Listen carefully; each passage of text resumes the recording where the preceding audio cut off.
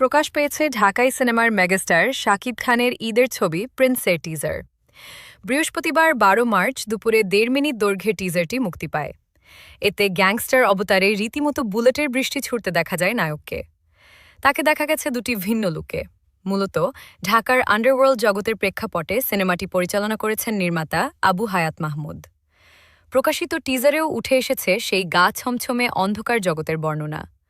ব্যাকগ্রাউন্ডে গম্ভীর ভয়েস ওভারে শাকিবের কণ্ঠে শোনা যায়, ঢাকার এই আন্ডারওয়ার্ল্ডে হাজার হাজার শিয়াল ঘুরে বেড়ায়, কিছু থাকে নেকড়ে, ভয়ঙ্কর।